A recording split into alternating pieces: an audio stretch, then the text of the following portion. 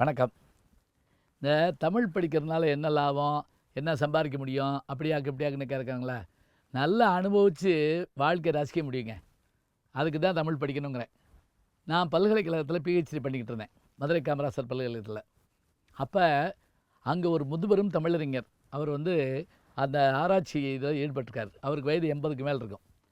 மாலை நேரங்கள்ல அவர் என்ன பண்ணுவாருன்னா, அங்க இருக்கிற குடியிருப்புல தான் அவர் இருப்பாரு. நாங்க போய் அவரோட நடந்து நடந்து போய் பேசிக்கிட்டே இருப்போம். சில நேரங்கள்ல அவர் வகுப்பெடுக்க வருவார்.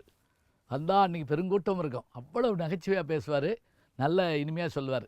அவர் என்ன பண்ணார், ஒரு நாள் என்கிட்ட ஒரு ஒரு உங்களுக்கு அபூர்வமான சம்பவம் சொல்லட்டுமான்னு கேட்டார். சொல்லுங்கண்ணா எல்லாரும் சொன்னார். நான் முதல்ல பள்ளிக்கூடத்து வாத்தியாராக தான் இருந்தேன். அப்போ ஒரு நாள் வகுப்பறையில் 8ஆம் கிளாஸோ 9ஆம் கிளாஸோ அவர் சொன்னது எனக்கு ஞாபகம் இல்லை. அப்போ வகுப்பறையில் திருவிளையாடல் புராணம் பாடம் நடத்திக்கிட்டு இருந்தேன். திருவிளையாடல் புராணம் நீங்கள் கேள்விப்பட்டிருப்பீங்க. அதாவது பாண்டிய மன்னனுக்கு ஒரு சந்தேகம் வருது. பெண்களுடைய கூந்தலில் இயற்கையிலேயே வாசனை உண்டா இல்லையா? இதை சொல்கிறவங்களுக்கு 1000 பொற்காசுன்னு சொல்லிடுறான்.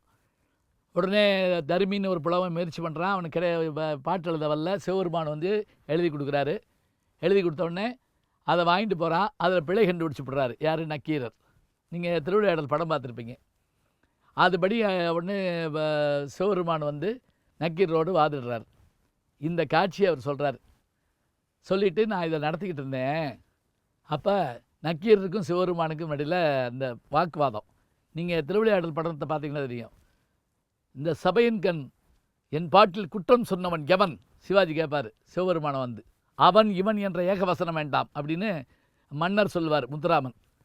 உடனே அவர் நக்கீரர் ஏபி நாகராஜ் வந்துருச்சு, நான் தான் குற்றம் சொன்னவன். யார் இந்த கிழவன்?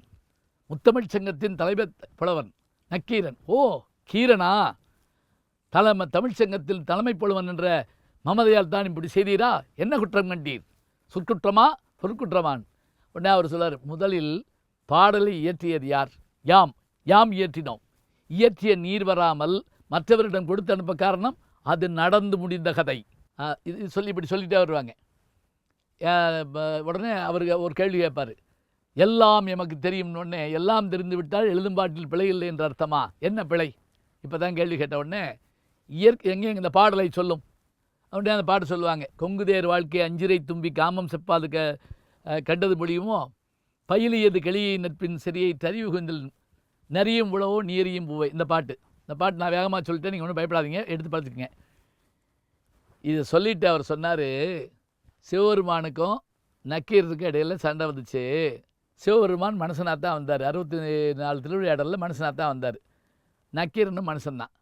அப்போ 2 பேருக்குள்ளே சண்டை மூண்டுருச்சு. நீ யார் எனக்கு சொல்கிறது? சங்க கீர்கீர்னா இருக்கிற நீயா எனக்கு சொல்ல போகிற? உடனே அவர் சொன்னார், நானாவது சங்கு வளையல் செஞ்சு பிழைக்கிறேன். சங்க இருப்பது எங்கள் குலம், சங்கரனார் கேது குலம். சங்கை அறிந்துண்டு வாழ்வோம், அரணே உம்போல் இறந்துண்டு வாழ மாட்டோம்.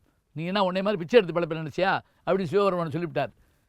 சொன்ன உடனே சிவபெருமான் நெத்திக்கண்ணை திறந்து காட்டு, நன்றாக என்னை பார், நான் எழுதிய தமிழ் பாட்டு குற்றமான்னு சொல்லி அவர் எரிச்சு போடுறாரு. இதை கதை சொல்லி முடித்த உடனே ஒரு பையன் எந்திரிச்சு ஒரு கேள்வி கேட்டிருக்கான். என்ன கேள்வி கேட்டானா, சிவபெருமான் மனுஷனாக தான் வந்தார், நக்கீரன்னு மனுஷன்தான்.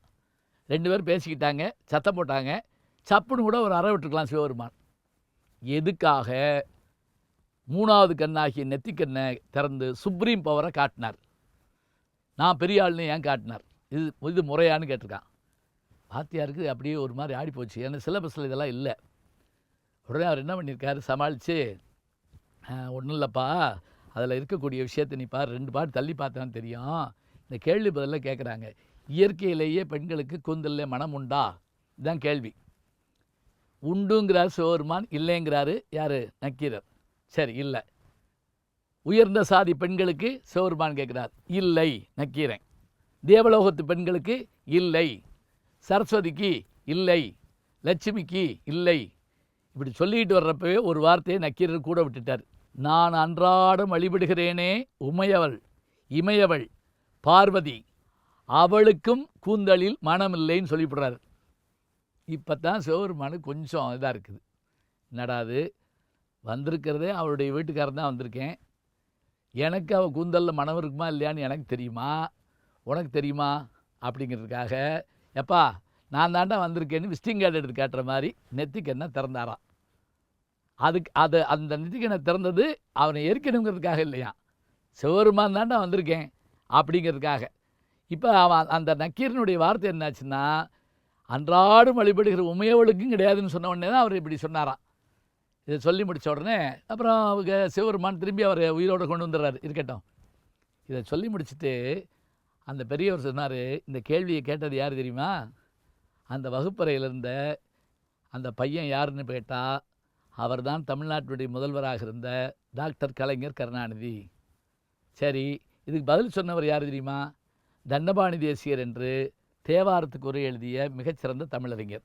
அவருக்கு வாயிலேயே பேசுகிறத நான் அது அவருக்கு வாயார கேட்டேன் நான். எனக்கே உண்மையிலே கண்ணு கலங்கி போச்சு. இப்படியெல்லாம் தமிழை படிக்க முடியுமா, இப்படிலாம் கேட்க முடியுமா? அதனால தான் மீண்டும் தமிழக முதல்வரான போது என்ன பண்ணார் தெரியுங்களா? கலைஞர் அவரை கூப்பிட்டு வந்து முதல்வராக இருக்கக்கூடியவர் பொன்னாடை போத்திட்டு அவர் காலை தொட்டு கும்பிட்டார். ஏன்னா தமிழை அறிய வைத்ததால் தான் தனக்கு அந்த அரியணை கிடைத்ததுன்னு அவர் நினச்சார். தமிழ் இன்பத்தை தொடர்வோம்.